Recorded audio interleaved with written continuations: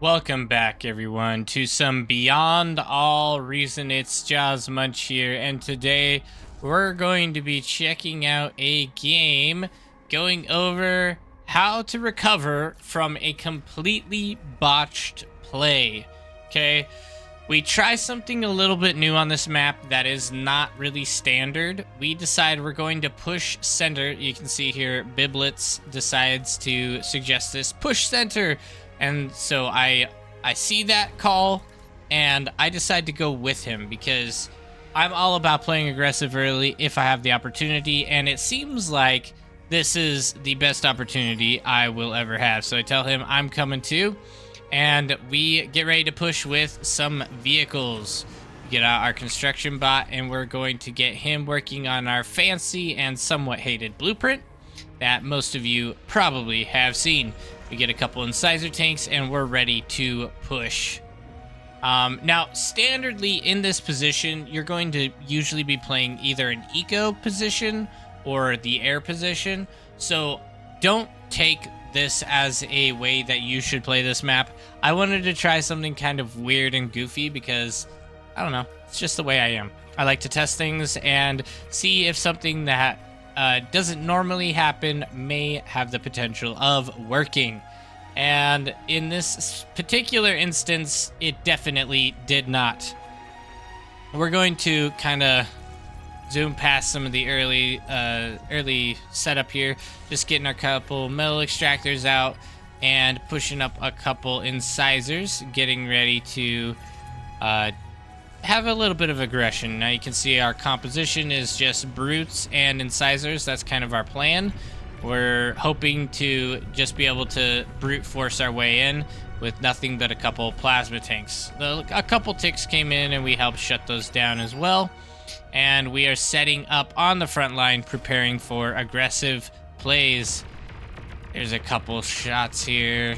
A couple of our incisors go down, but overall not a bad play. Biblets is going up, playing a little bit more aggressively, trying to get the D-gun off there, and he does effectively. All right, we end up running into Pink as well. He brings in a lot of grunts here, and this is going to really shut down all of our incisors. And incisors are a bit expensive with 120 metal per incisor in cost, so we want to try to avoid losing that metal as much as possible. You can see Pink's over here. And then Monarch Dragon is playing a little bit more passively, as you can see. Now, this is something I want to make a note of, is as a frontliner, if you're in the position where I am, you really want to keep an eye on your allies and on your opponents to see where they're positioned. We know that Pink is in this area, and Light Pink was just like, you know, he was further back here for a while.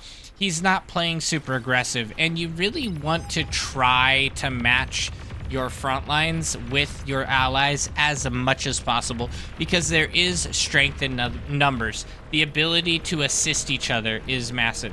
Anyway, we go for the comm trade here, and that is a horrible mistake.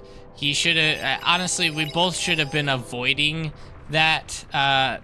He took out 2 commanders for the price of 1, and Bitporo, he is coming in to reclaim all of this metal, and he is going to get a huge advantage.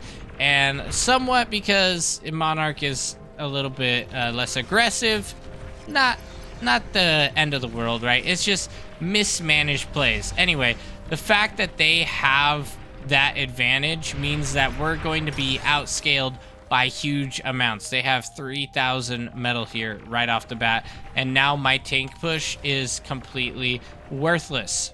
So we're gonna have to do some type of pivot here, and that's what we're gonna be looking at today. Okay, we've lost our front. Everything from here on out is going to be horrible. They have way too much metal, and we are at an extreme disadvantage. So I would imagine he's probably going to start teching up relatively soon. You can see he's getting his build power up since he has so much metal available to himself, and he's trying not to reclaim it too quickly because he doesn't want to overflow it, probably. Or maybe he's leaving it for his allies a bit as well. But we try to come in and secure this metal, but BitPro doesn't quite have it, have a front line here pushing out units yet. I think he's still probably learning the game. He's a 3 chef, and you know, this is a great build order, you know, with blueprints, it looks like.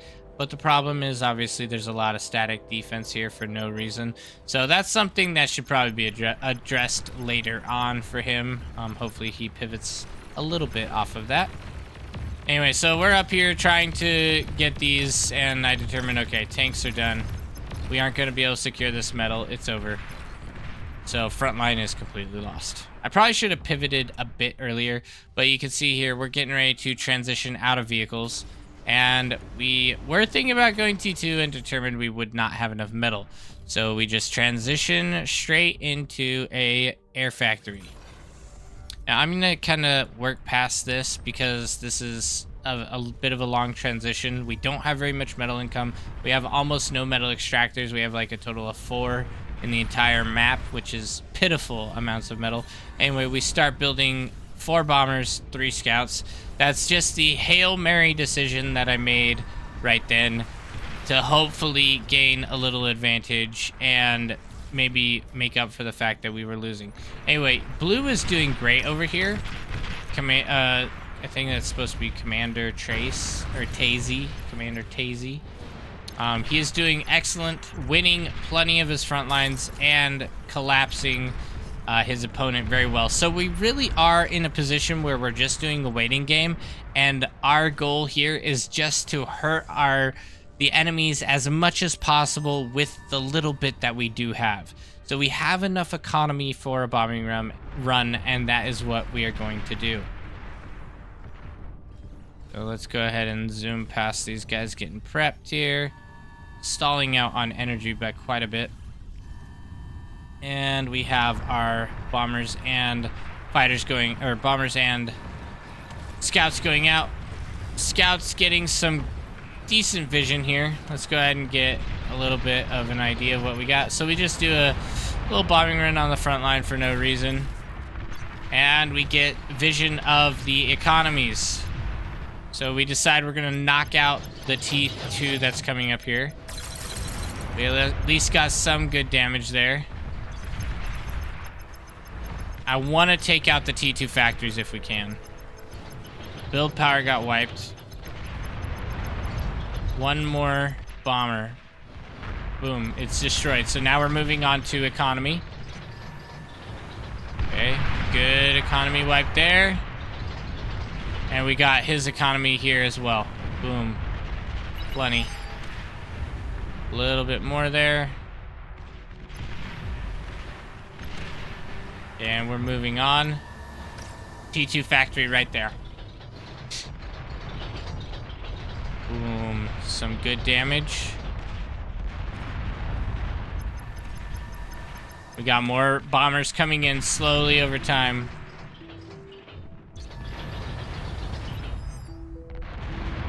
Almost dead.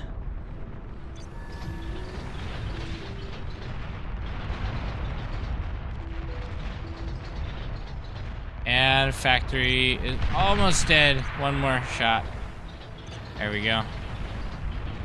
Boom. Okay. So now we're going to move on again. I think we tried to wipe out this anti-air. Yeah, there we go. Anti-air's gone. Killed the constructor.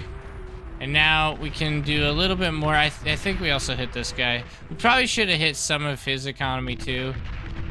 Over there, but it's fine. It's no big deal. Oh, this guy heads back. There we go. That's what I was expecting. Like, I'm pretty sure we did that. So we got a couple anti-airs there, but oh, it's so close to blowing up. We didn't quite kill it. We have one more coming in. I think he might get the... he doesn't quite get it. All right, that's fine. So we turned our terrible play into a decent play. We wiped out a bit of economy. This guy had to rebuild. Unfortunately, he got it up relatively fast. just by eating his metal and everything, but it was a setback for them, and it was really the best thing possible that we could have done just by switching. And this guy down here, these guys are crushing their opponents. So we're just in a waiting game, honestly, at this point. So now we're going to continue to create bombers, but we want a lot more of them because we need to be able to get past the anti-air. You can see this guy has an anti-air flat cannon now. A couple anti-air turrets are going up across the map. So we have to be really, really cautious on how we go about our bombing runs now, and we need to be very, very specific on where we bomb. So you can see we have 3 bombers here, and we figure this guy is so pressured, we can hit them without really any anti-air to worry about. So we don't have to get a bunch of bombers to be able to land our shots. It's basically just a free hit there. I don't think we even get there in time, to be honest. Pretty sure we just... This guy's basically dead before we even get there. Couple more bombers. And just trying to wipe out the energy production as quickly as possible.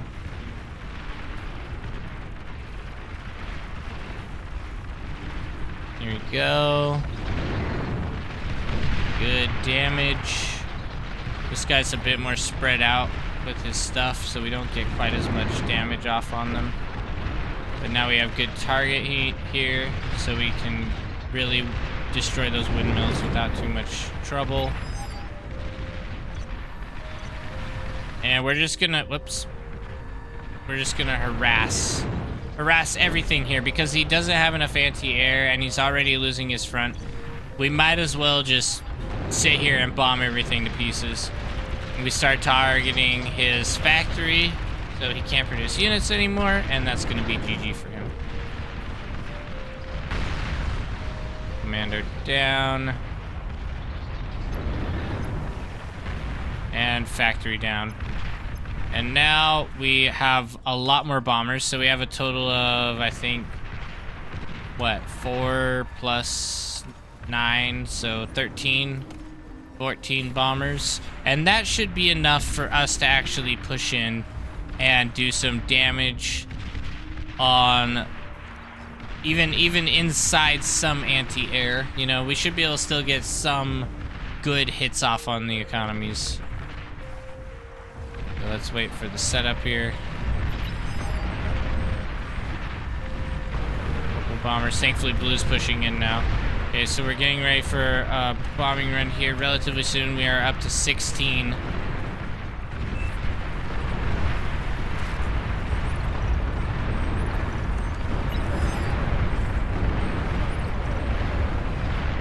And we do a scouting run because we want to see where the anti-air is. We need to be able to find out. Oh, he sniped it. We got one more still. We're dodging anti-air as much as we can, trying to get vision. Because we're looking for opportunity. Oh, this guy had tons of anti-air there. But, guess what we sighted? Right there. That's money. And you know we gotta go for it. I think we might actually bomb here. We might actually bomb here, but this is also sighted, so that's something I want to try to get as well.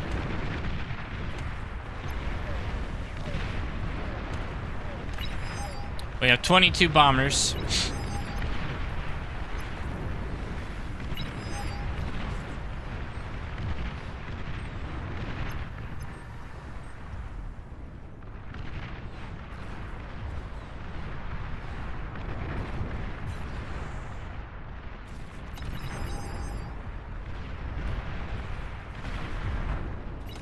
Here's our target.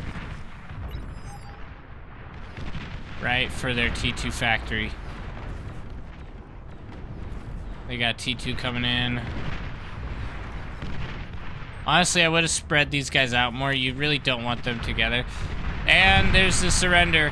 Thankfully, now, to be fair, Turquoise won us the game. Turquoise played exceptionally well, but we did perform excellently under adverse circumstances. So That's really what I'm trying to showcase here, is not that I played well, because I played horribly, right? We lost a lot of metal and we gave a lot up to our allies, or up to our enemies, but we still took that disadvantage and turned it into an advantage with the opportunities that we were given. So I just want to encourage you guys, even though things may look bad and is like you're losing the game, try to find opportunities to shift and turn it into a positive still, even regardless of your loss. Anyway, thank you for watching. If you enjoy videos like this, please subscribe, and I will see you guys on the battlefield.